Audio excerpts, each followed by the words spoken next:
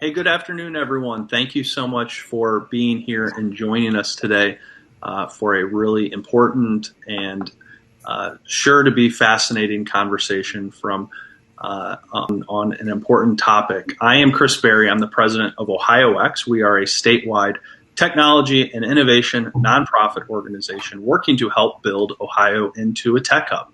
And as part of that, it's conversations like these and topics and areas that matter, like diversity, equity, inclusion, and creating tech opportunities for all Ohioans, all people that can really make this ecosystem stand out and stand above a lot of other places in the country. And so I'm so grateful and thankful that today we have two leaders who, one has a book and one I've had the opportunity to hear speak a ton of times on topics like these, share their insights and really lead this conversation.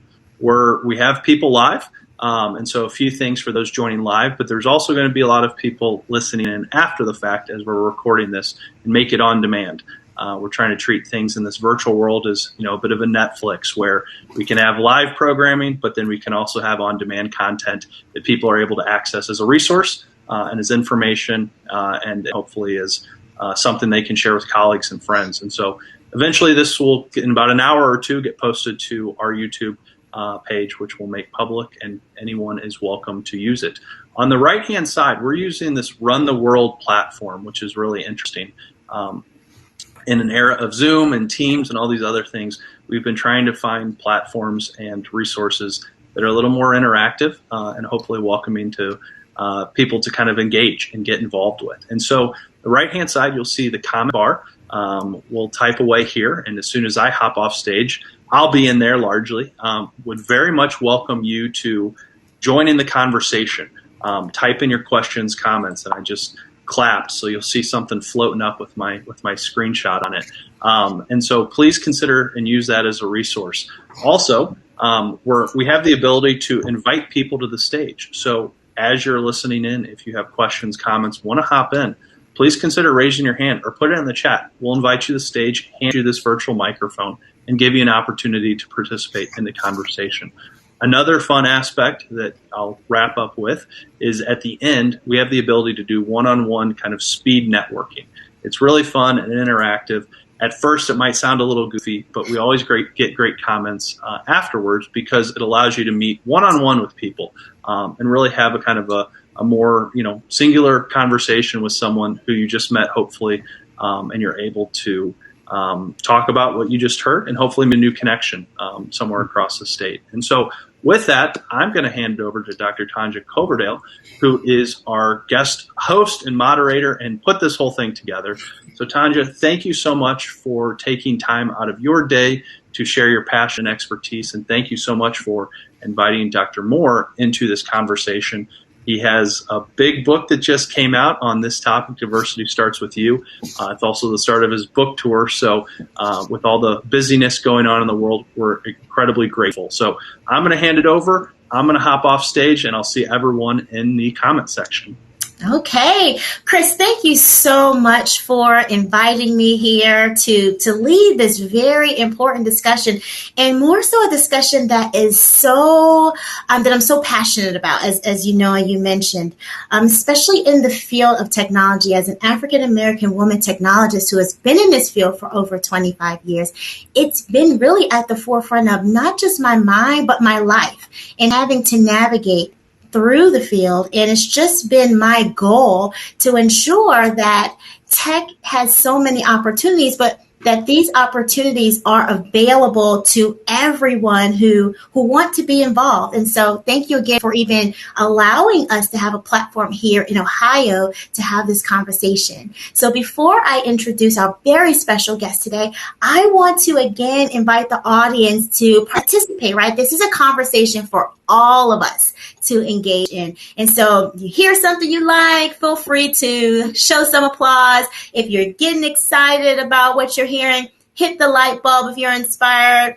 If we make you smile, go ahead and show that we're making you smile. And if you have any thoughts and questions, please let me know, because I will definitely pause and invite you to the stage to ask your question. Okay, so I hope we're all ready, but because I certainly am. All right, without further ado, I would like to introduce our very, very special guest. We have Dr. Marlon Moore, president of Marlon Moore Consulting, whose mission is to change the world through practical solutions that foster innovative and equitable cultures, empower diverse talent, and elevate inclusivity through leadership. Dr. Moore assists organizations and diversity professionals with strategic objectives designed to create more diverse, equitable, and inclusive workplaces and communities. A nationally recognized diversity, equity, and inclusion consultant, Dr. Moore has trained thousands of business professionals on the principles of DEI throughout New York, Maryland, Pennsylvania, Indiana, and Ohio. He has authored several articles for Savoy and Kaleidoscope magazines and received recognition from Black Enterprise Magazine, National Diversity Council, Disability Equality Index, Forbes, and Fortune 100. He is also the author of, and I have my copy here, so excited, Diversity Starts With You, a strategy development guide for DEI. Dr. Moore earned his bachelor's in psychology from Virginia State University and HBCU, a master's in diversity management from Cleveland State University, and a doctor of philosophy and organizational leadership from the Chicago School of Professional Psychology. So please welcome, and this is where all the applause happens, Dr. Moore. Hi, good afternoon. How are you? I'm great, Dr. Coverdale. Thank you so much for having me. And Chris, thank you and Ohio X so much for putting this on. Excited to be here and really looking forward to the discussion. So firstly, congratulations on so many things. I understand that you just celebrated your first year anniversary of Marlon Moore Consulting earlier this week. So congratulations on that. And even more special, congratulations on the launch of your book, which I believe is launching today. Is that correct? It is. It is. Thank you so much, Dr. Coverdale. Diversity Starts With You officially kicks off this evening here in Columbus, Ohio at the Lincoln Theater. Really excited. Book sales have been going extremely well, and just look forward to celebrating with all those who have supported me over the past year, and really just want to get the word out.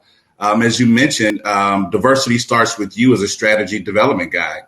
And the more individuals we can arm with the tools and resources to do the work, I think the better we are. Okay, so let's get right into it. So I know from your bio that you come from a corporate background in DEI. So what was the imperative for you to take the leap and launch Marlon Moore Consulting? Yeah, so ironically enough, I had a great corporate career. I was the chief diversity and inclusion officer for Huntington Bank. We had great success during my tenure there, from improving our DEI engagement scores to our spend with diverse businesses to developing meditation and prayer rooms, you name it. But I felt a void after the death or the murder of George Floyd and all that was happening in society, even things that happened to me. Unfortunately, I was called the N-word here in Columbus. And that really shook me up and made me double down on this work and my commitment to this work. And so after the killing of George Floyd, a lot of organizations started asking, what can they do? How can we do things more or better? And I thought, while my time at Huntington was great, what if I could work with hundreds of companies, big and small, for-profit, nonprofit, tech, education, healthcare, and not just one company? That would position me to make an impact on a broader scale. And so I stepped out on faith. Many thought I was not all there or focused to quit a job and start a business in the midst of a pandemic.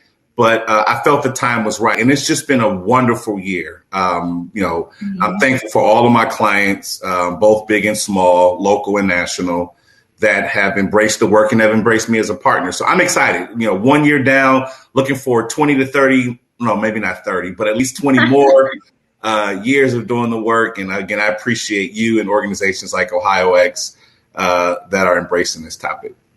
So congratulations again. Now you've gotten a chance to span across some industries, right? You said, I wanted to take the leap and there was a void. And so I wanted to see what was going on across industries. Are there any themes and commonalities in DEI that you have found that are emergent? not even, I wouldn't say emergent, but consistent, unfortunately. I was surprised that most organizations still struggle with representation at the top. Most do. The other thing that I found interesting was a lot of people were making philanthropic donations, doing training, but everybody had the same question. What's next? How do I move from aspirational statements to action? And so part of the secret sauce, for lack of better terms, and what I do through my firm is help companies develop DEI strategies. Training is great, but to develop strategic objectives that are aligned with key strategic initiatives that have accountability metrics is what really moves the needle over time. And so it's really been a sweet spot because, like you said, the consistent sort of theme is we need help. We need to have a focus, an action plan. I like to call them DEI operating plan or strategy plans rather. And just wanting to execute, needed support with doing that. And so I think that's why I found success in this first year. So I love that call out because it looks like, everyone has DEI as a strategic imperative, right? If you look at an organization as a pyramid shape, you have that strategy, that managerial, that tactical level. But what I think I hear you do is that there's been some challenges with bringing that strategy of DEI down to the tactical and operational day to day, how we're really impacting people beyond philanthropic donations. And I call it the write the check syndrome. So I'm glad that you have a very practical guide for us to do that. So let's back up a little bit because we're throwing out acronyms, DEI, right? And just assuming everybody knows what that is. But from the expert, let's hear it. We know that D stands for diversity. Yes. E is equity. I is inclusion. But what does that really mean for you? What does that mean to you? How do you define it? Yeah. So if I had to change D, and I would put R. No, let's go back to the book. I would put you. Diversity starts with you. So that's the first thing. Everyone has to own this work. Now, outside of that, to me, diversity equals representation. How does your workforce at all levels, even your board, how does that mirror your constituents, the communities that you serve? How does the diversity of your organization drive innovation and performance and help you outperform your peers? So that would be diversity. Then the E for equity, I really attribute that to access. When you think about just tech jobs in general, where can I go to easily learn about cybersecurity training? If Wi-Fi is a challenge for me, whether it's in a rural area or not, what policies and what organizations are helping to improve my access to even understanding what's out there? Mm-hmm. So even if I'm in an organization, do I have access to decision makers, the tools and resources I need to be most effective? So that's equity, making sure there's equality in how things are done. And then inclusion for me is really simple. It's making sure everyone has a voice and feels empowered. Mm-hmm. Most people leave organizations because they're not connected. They don't feel a sense of belonging. They can't be their full selves. And so you leave. And so inclusion and making sure that what artifacts show up in your office? What's the imagery? What's on your website? How do we treat people? All of those things go a long way in ensuring empowerment. So diversity, representation, equity, access, inclusion, empowerment. Now, I hope I'm not messing up the industry by changing the meaning of the words, but that's a great way I think that people can focus on what DEI means. DEI is Ray. You guys heard it here first. It is Ray, representation, access, and empowerment. I love that. But what I really want to drill down on is this access piece. Because tech is a little bit special of an industry, right? In order to get into a tech position, it means that you have some level of skill that has to be acquired from somewhere, right? So when you're entering into the tech industry as any entry level position, it's not something as simple as you know how to read or write so you can show up and just be great as a person. You have to have learned something technical. And a lot of times that access is a problem, whether it's access to education about the technical skill, access to basic tools such as Wi-Fi, like you mentioned. There are a lot of areas, and I'm not just going to say rural in Ohio. There are many areas right here in the city of Columbus that lack high-speed internet, okay? And even if I have access to high-speed internet, I may not have the correct equipment. I may not have the correct laptop. I might not have the correct just technology access. So this is an additional barrier. So my question to you, as we are considering this in a tech-focused context, where does the responsibility begin and end for tech companies as it relates for DEI? Do you believe it's just internal, or should we be addressing some other things? What are your thoughts? Yeah, so I think it's a collaborative process. I think it has to be internal. So first of all, if an organization, a tech company, has the resources to make a difference, to impact change, then they have to step forward and be willing to do that. You bring up a good point. You know, I often said if I had to go back and do it all over again in college and choose a major from scratch, what would I choose? And I want to see if you could guess. This is probably not fair, but would you guess what my choice would be? I'm going to guess technology because I think everybody needs to know technology. Yeah, you're right. It would be cybersecurity. Mm-hmm. So, you know, let's rewind, 5 years ago, but no, 20 or so. If I wanted to do cybersecurity, you're right. I need to have a skill. I need to learn it. So I would go to college. But even just to get engaged, where do I get the information from? Mm-hmm. So I think organizations have an opportunity to meet people where they are in schools, in their social networks. Social media is just a big idea, and I think some organizations are getting it right. I think Ohio X is doing a great job. Tech Elevator, Color Coded Labs. I think those organizations have to continue to engage. And then the broader society and those with resources have to fund these nonprofits in many instances to help us educate individuals on what the benefit is, the power and what it all means. So I think it's a multi-phase approach on multi-levels with a lot of stakeholders that has to buy into this. But I just think we could do a better job of making sure that folks are aware. I mean, it's just like if I wanted to be, I know we'll stay tech, but if I wanted to be a neurosurgeon, I mean, do you just go on the internet and look up, that field, or are you connected to someone that looks like you and even that does it? Right. Yeah. So, you just don't have to be a minority to reach out to a minority and talk about the industry. Even non-minorities have a wonderful opportunity to highlight the field. So I'm getting some really good comments in the chat. I really want to point out. So mine says over 50K families in Cleveland still do not have access to broadband internet still to this day. You're from Cleveland, Dr. Warren. Over 50,000 families in 2021 have no access to high-speed internet. Let's let that sink in for everybody. And Brittany writes, access is a major obstacle for people just understanding what is possible for a career in IT.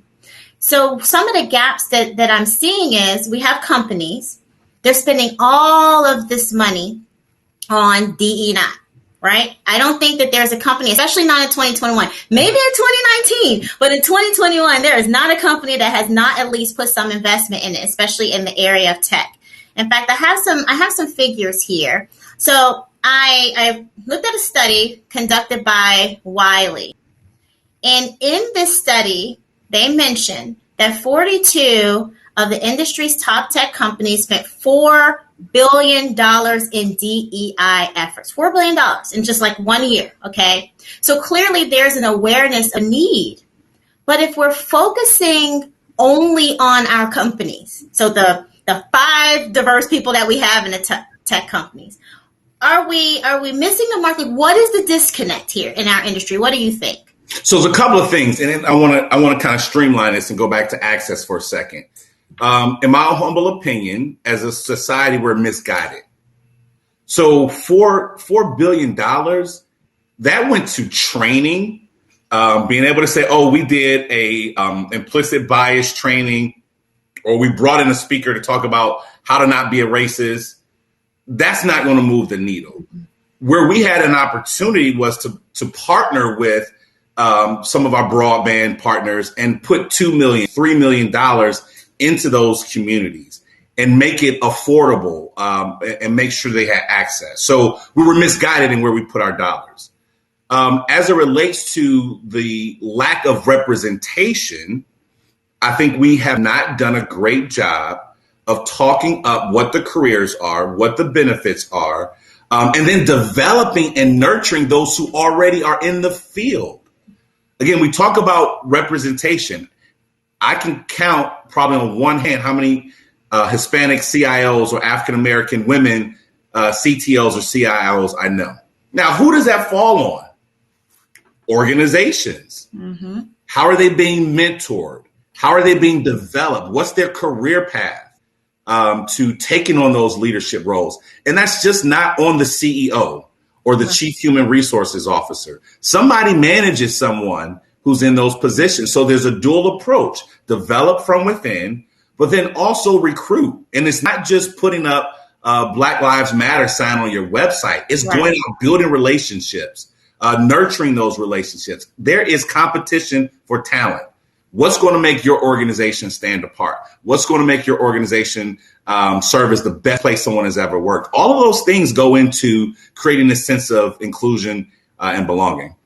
So for the tech leaders that are here present or that will be watching us later, what we're hearing Dr. Morris say is just our diversity, equity, and inclusion strategy needs to be more stretched and grow some tentacles outside of our four walls of whatever institution that we're in. We need to be investing in the infrastructure in our communities so that people have the proper access to even engage in these education. Because we can have all of the color-coded labs, tech elevator, Proscalis we want, but if I have no internet at my house and I don't have a proper laptop or access to it, then I'm already out of the game, right? So we need to look at infrastructure. We also need to partner and recruit from diverse places and spaces.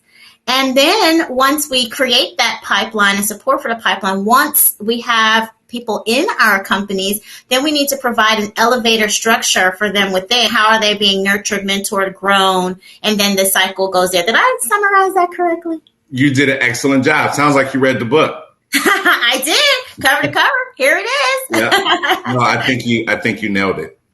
Okay.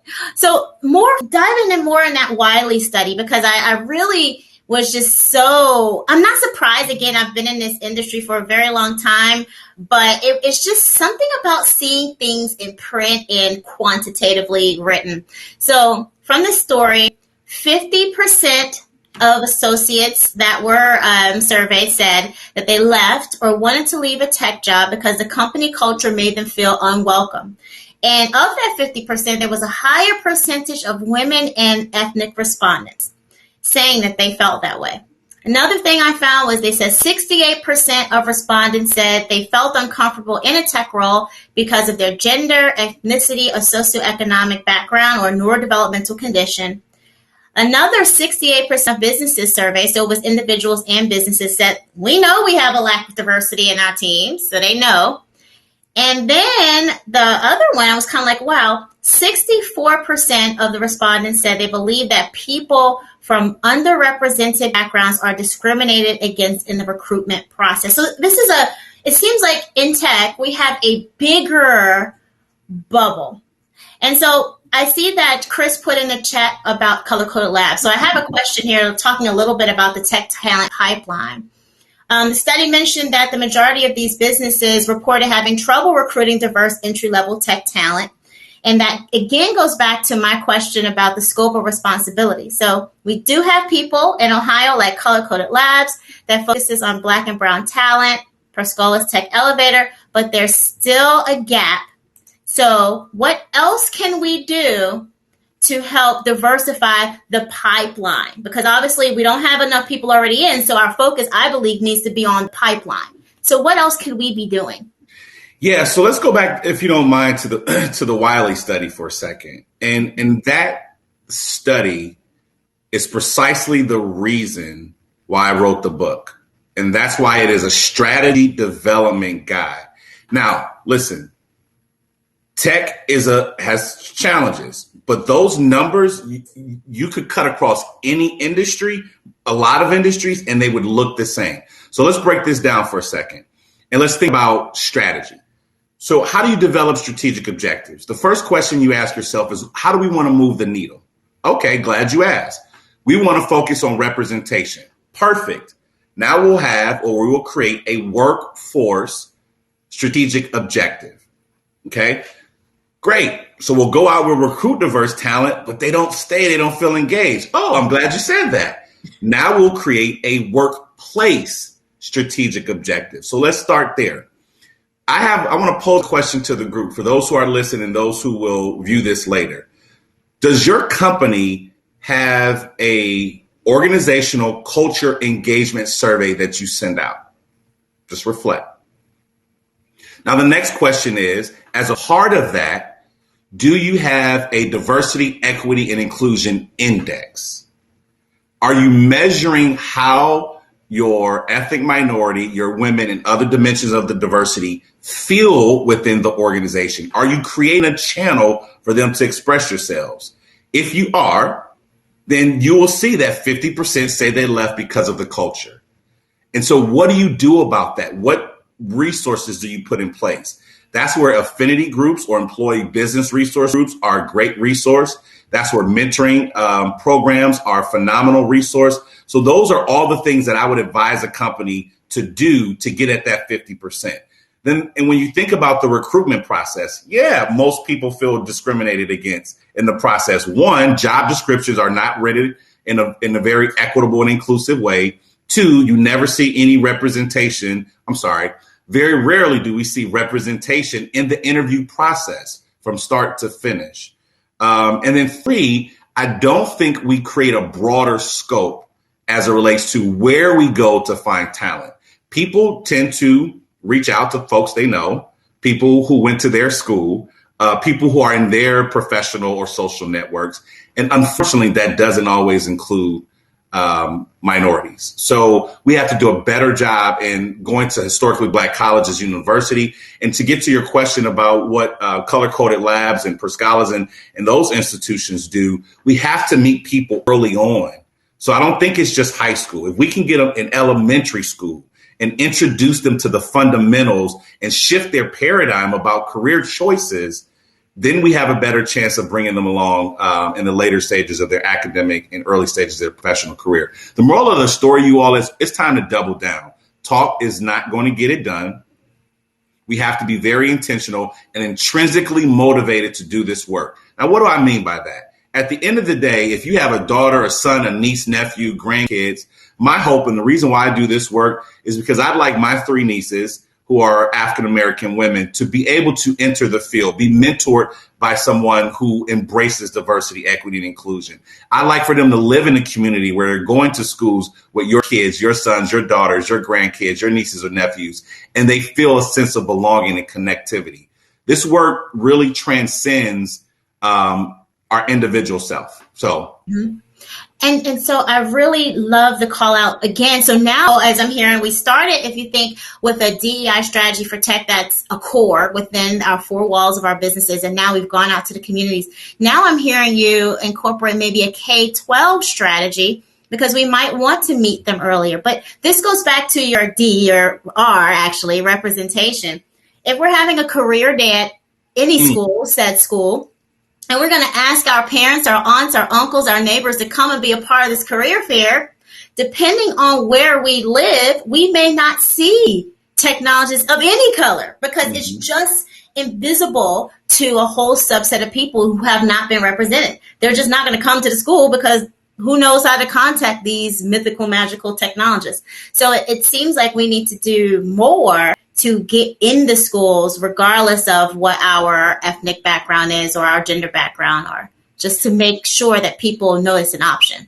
Yeah, I mean, we have networks. Dr. Coverdale, you have a network. Doug McCullough has a network. Irvin Rogers, Chris, Karen, Alex, everyone has a network. And if there's a school in Cleveland or Toledo and Dayton, Cincinnati, we have to leverage that network and make sure that folks like yourself and others who are on this call have an opportunity to get in front of those students. And then the other thing I'll say is, as we move past, K-12, you think about those who are entering the field, we have to share success stories.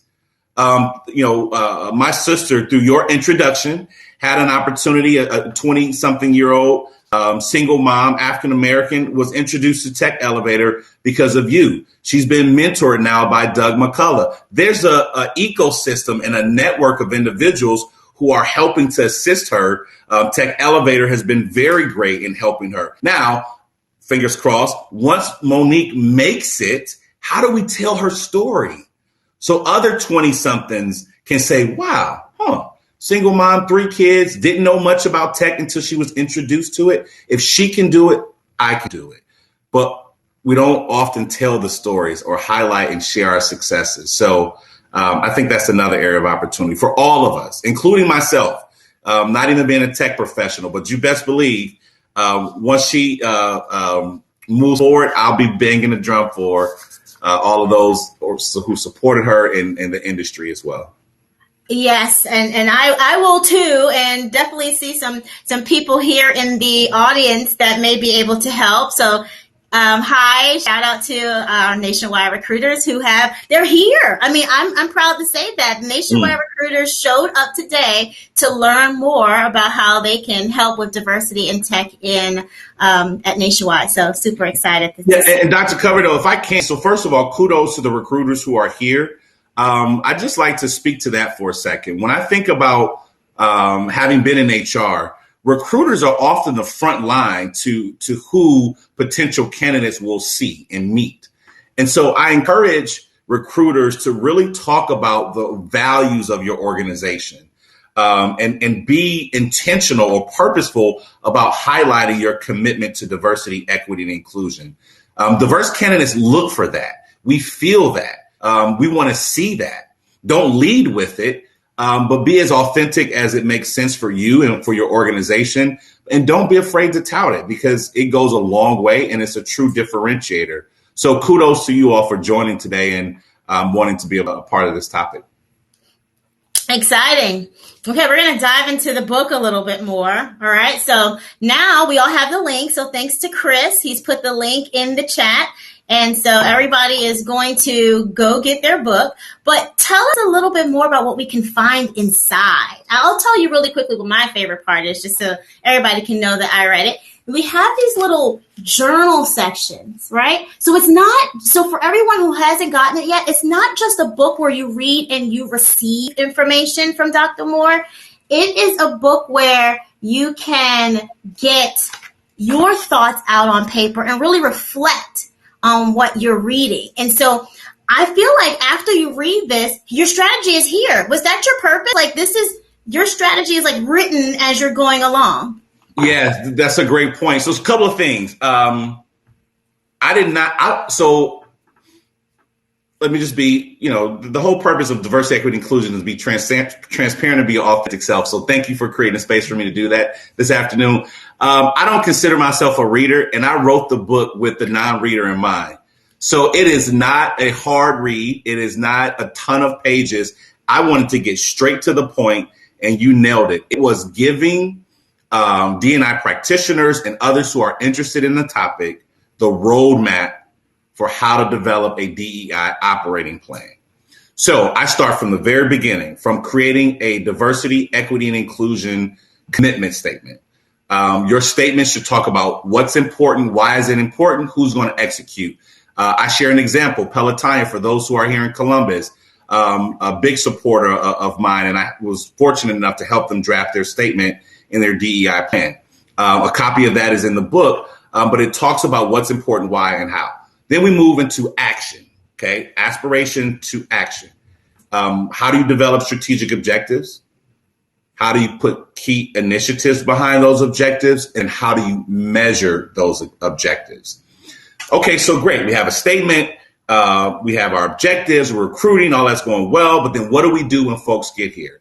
And I talk about that in a sense of creating a cadence of communication around DEI. For example, how many people on this call or watching whether it's today, tomorrow, in the future, know that Hispanic Heritage Month starts September 15th and have some type of strategy around acknowledging that cultural recognition month. Maybe, just maybe, if you have Hispanic colleagues, that matters to them. And so there's things that we can do to create a culture of inclusion within our organizations. And the reflection section is just that. It's designed to make individuals think. For example, I asked the question, how much does your company spend annually with businesses owned by minorities or women? Do you know? Have you ever asked? Are you intrinsically motivated to even care? If you purchase a good or service, have you invited diverse businesses to be a part of that? If you're a big tech company and you have a Fortune 100 company as a client and you have a $10 million contract, are you subbing any of that work out, subcontracting any of that work out to a minority or woman-owned business? And so the book is designed to help those who read it to reflect, but then ultimately move towards action.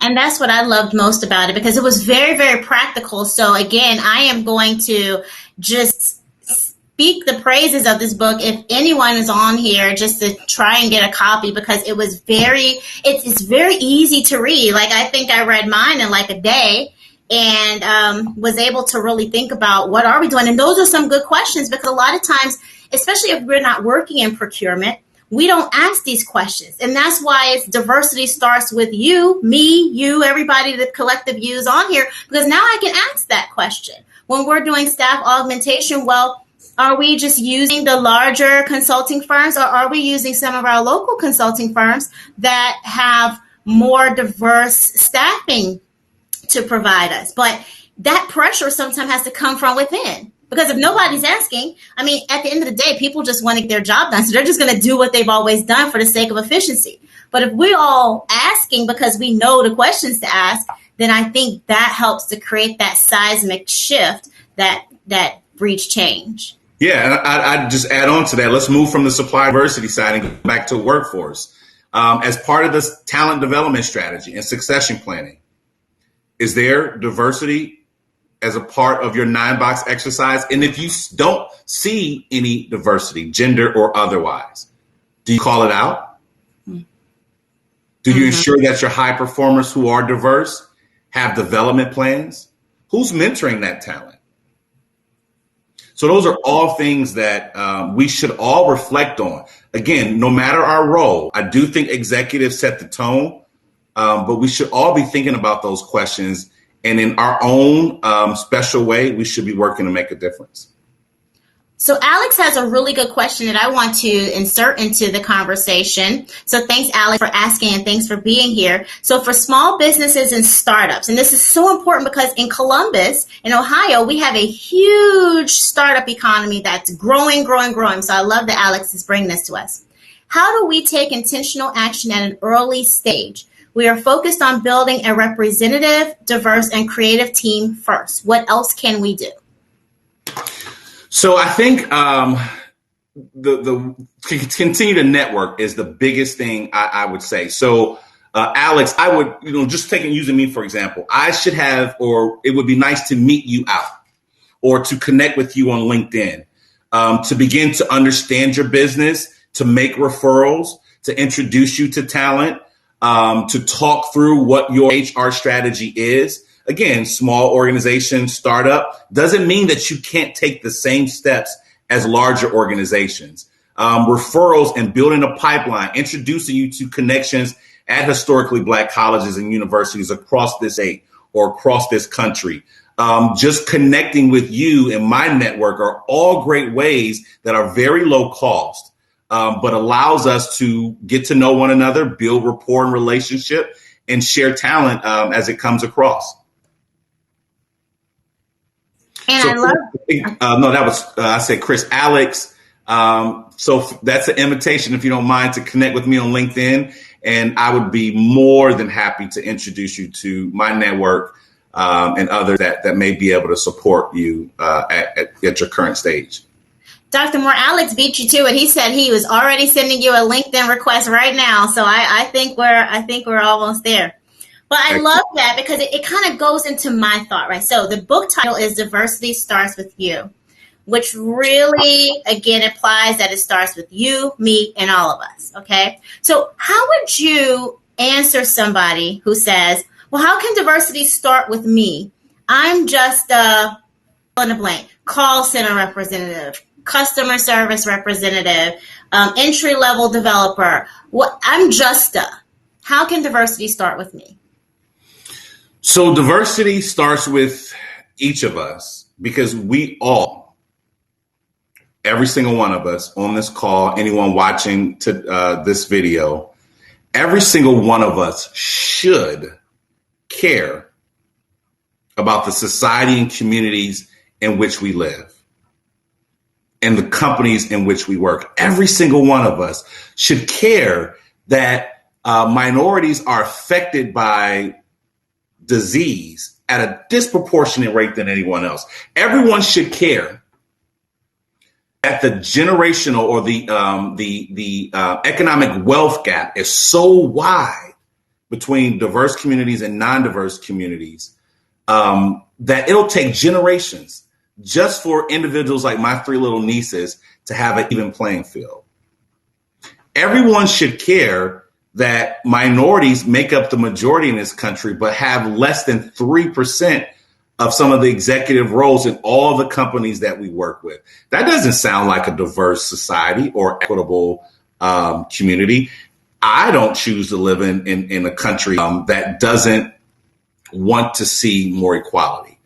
And so all of us in our roles, in our communities, in our schools, in our workplaces, in the places that we worship, can do just one thing each day to make sure that other individuals in our community have, or underrepresented groups in our community have an opportunity to thrive and be their best selves. So that's why it should matter. This is a country that says we're about equality for all, and now it's time for us to live up to that. And here's why this is so important for all of us here, right now, is that technology has so many lucrative opportunities. So if we're thinking of ways to really catapult across this wealth gap, technology provides that for everyone because there's such a need. We have, I don't even know the exact figure, but there are always hundreds of thousands of unfilled tech jobs every year. We will never fill all the tech jobs that they are. And because of that, the demand is high. And when demand is high, the pay is high. So if we had more diverse pipelines, we can begin to make a difference beyond just the four walls of our company, but really spreading into families, spreading into communities, and really accelerating the closure of the wealth gap just because we provided a technology opportunity. That's why this conversation is important for technology. Yeah, and I think that's a great point because having worked, let's go back to the supplier space for a minute. A lot of diverse businesses sell IT software and IT hardware or provide staff aug services. But this field and industry is so much more. And so, research suggests that minority businesses or diverse businesses tend to support organizations and hire people that look like them. And so even that, providing them with those business opportunities is an entree into the field. But more in particular, how do we collaborate with the worldwide technologies, the diversified systems, and what do we do to make sure that the message continues to get out? And those organizations, big or small, but also as it relates to our own internal strategy and structure. So my challenge to those who are still on this meeting and those who will listen, identify your top talent that is diverse and ask your most senior leader within your HR unit, what are we doing to support their career at said company? I love that. And again, that's the voice, the empowerment that you're helping us all to find, because we know now it's incumbent on us. It's incumbent on us to make the change. That's why it's diversity starts with you, not with your HR leadership, not with all the, the SVPs and the CTOs and the CIOs. Diversity starts with you in whatever seat you're in. So hopefully that is a message that we're all really internalizing. So last question, Dr. Moore, before we get to our networking part. We all have the book, www.deistrategyguide.com. We're going to read it. We're going to write our thoughts. And if we brought you back next year, 3 years, 5 years from now, what would be your hopes for us? That no community has been left behind, that no group has been left behind.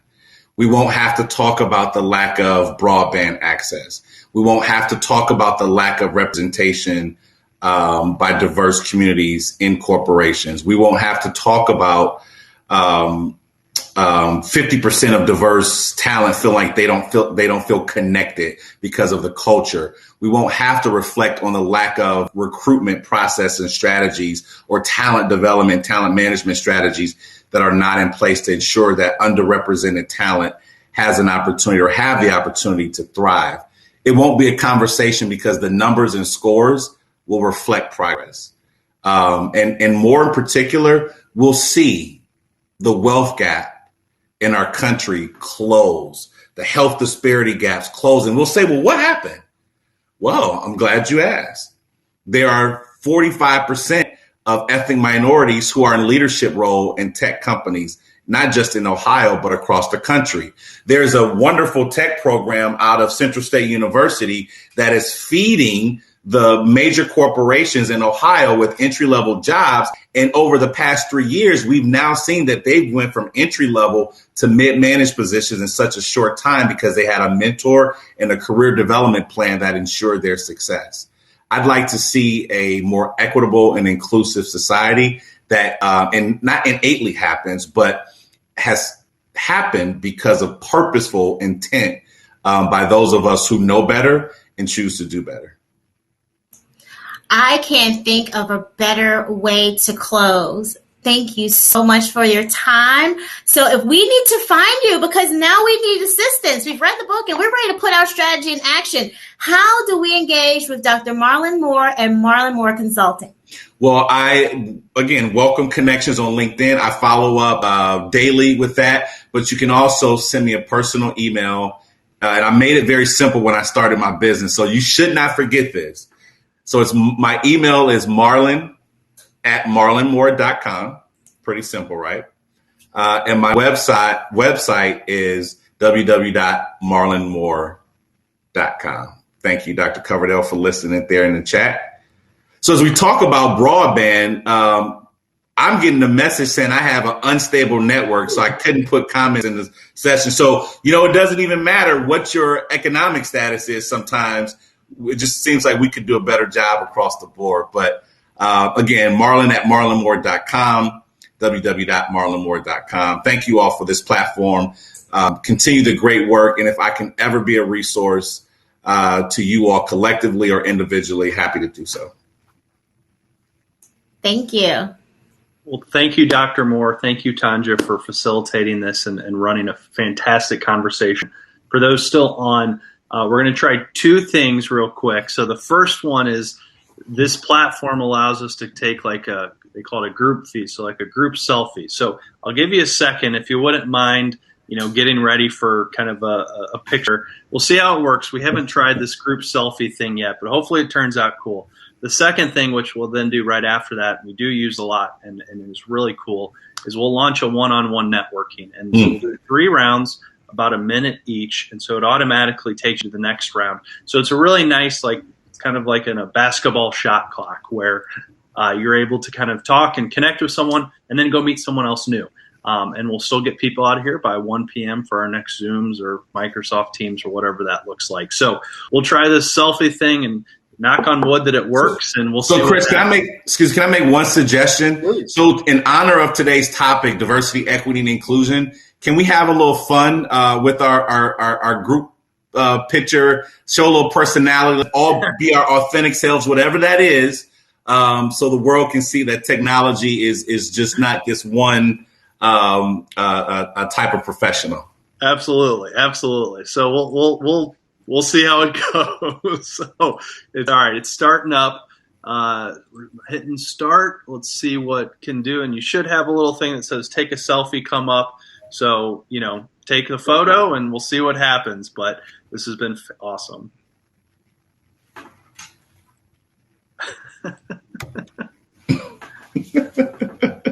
That's awesome. So we're wrapping up. Yeah, I did one. We got 3. Hopefully some others. Oh, we got more people. Here we go. It's putting it all together. So we'll wait another second. Hopefully maybe a couple others can do it too. And then I'll end it in a second. And then, as I said, we'll do the networking. That'll end. So this is kind of our last time as a group. But Tanja, thank you again for taking your time, putting this all together, finding and knowing Dr. Moore, because this is a new connection for me too. So this has been fantastic. And Dr. Moore, thank you so much. I know you, as you mentioned, you have your book tour, a kickoff event this evening. So it's a busy day for you and your company. We really appreciate it. And this has been fantastic. So I'm going to hit end, which is awesome. And then we'll do the one-on-one networking, and we'll be out of here for our next thing. So I'm going to save the photo. It's saved. That looks so fun. Look at our picture. I love that. Yeah, it's different. Fun. It's pretty cool. And then let's see if I can get the one-on-one networking set up. Exit out of this one. And here we go. So we'll do 3 chats for about a minute or so. And I'm